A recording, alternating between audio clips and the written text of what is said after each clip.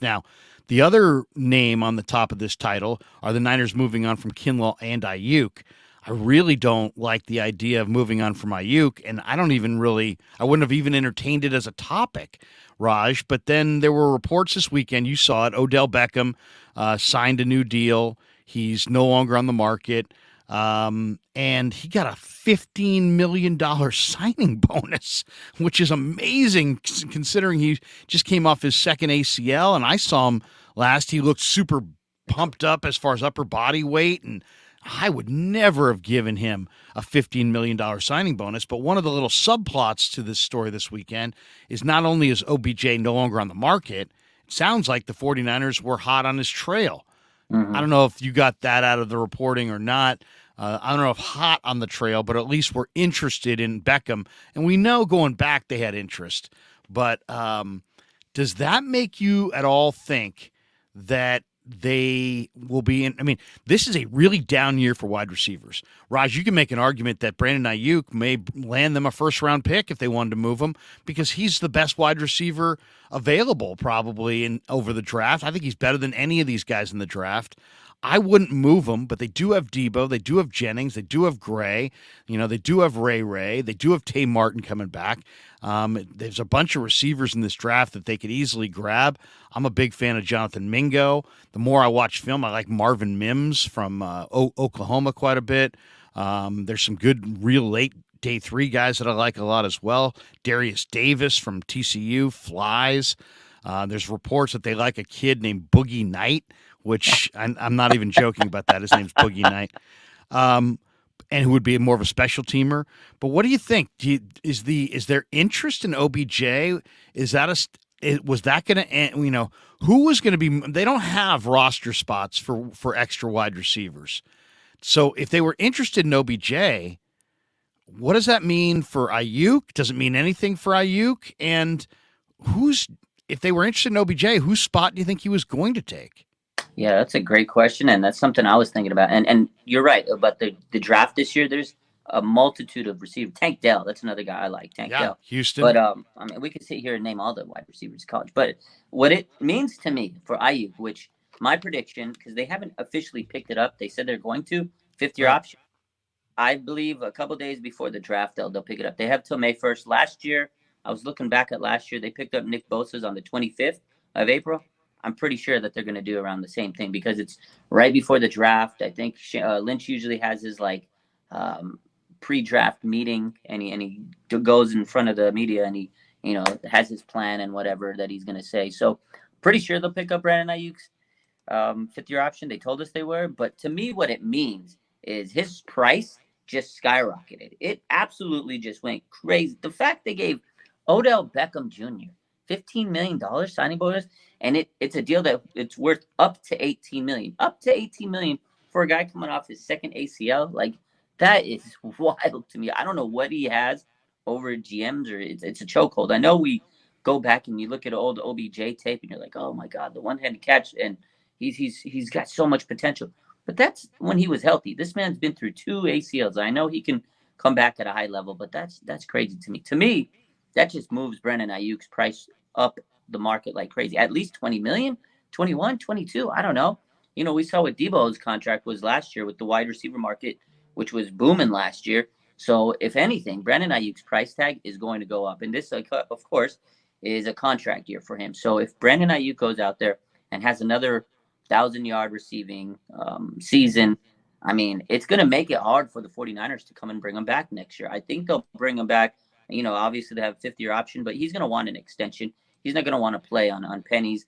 So eventually the 49ers are going to have to make that decision and say, look, we either got to trade him or we do have to pay him. And I think that's what Brandon Ayuk's going to do. He's going to force their hand and say, hey, look, man, I'm worth it. I'm your guy. Look at me. It's like he tweeted a couple weeks ago, right? The fourth option, still got 1,000 yards. Ultimately, I think they figure it out. I think they're not going to trade Brandon Ayuk, but I think me and you talked about this about a week or two ago. Is they're going to be at this position next year if they keep him, keep him on the roster. They might have to decide between Brandon Ayuk and Debo Samuel. It might come down to that. So, yeah, the OBJ trade or signing was it's pretty big for the wide receiver market because again, he got paid a lot.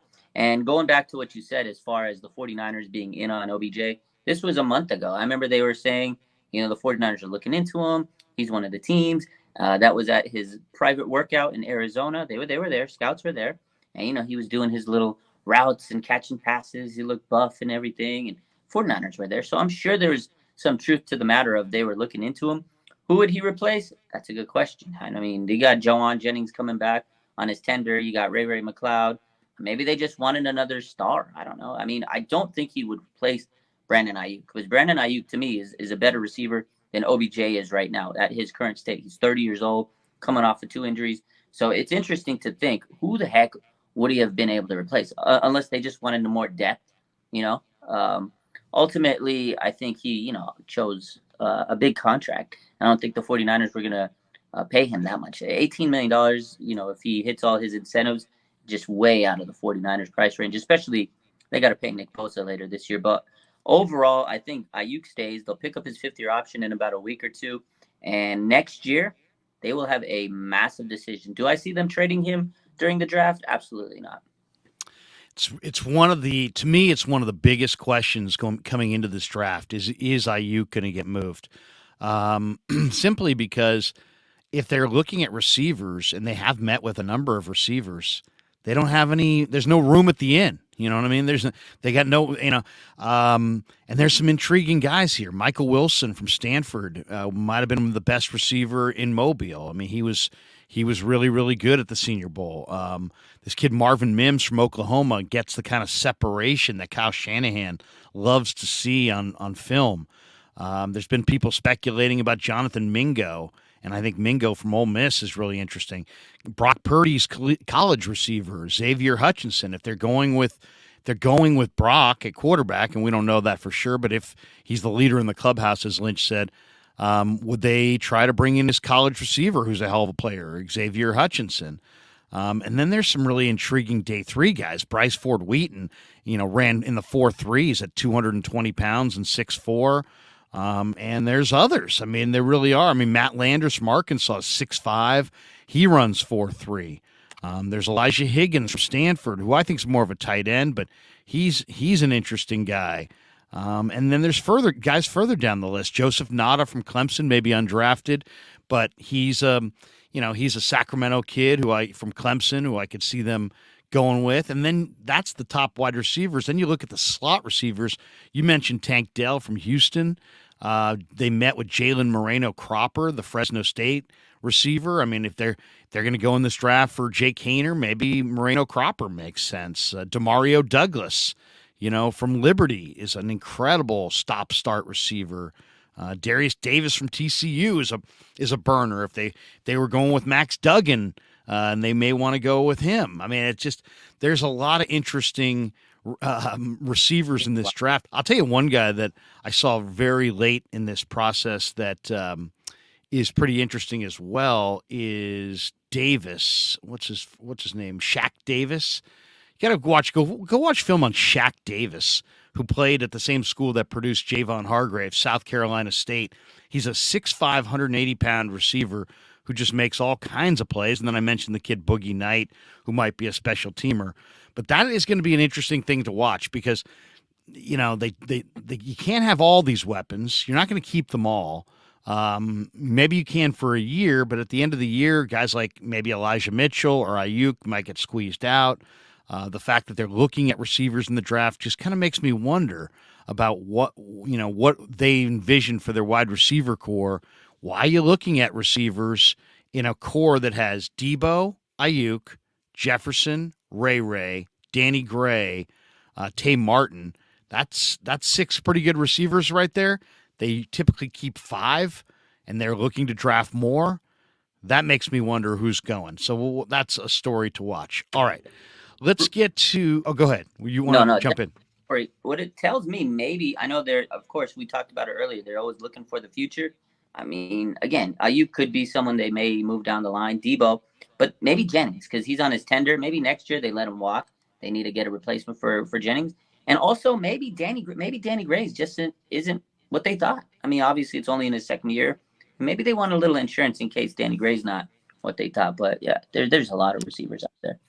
Those are both great points. And if you ask me, Krug, just based on what OBJ is today as a receiver, which receiver that the Niners have would he really replace? And there's no doubt it's Jennings. It's Jennings because OBJ, I don't know if you saw him, but he's put on a lot of weight in his upper body. He's pretty yoked up, and he didn't have great 40 time to begin with. Now he's had a couple injuries. He probably, if there's a receiver that he moves like of the Niners group, it's Juwan. And what does Juwan have? Juwan's got the great ball skills. What does OBJ have? OBJ's got the great ball skills.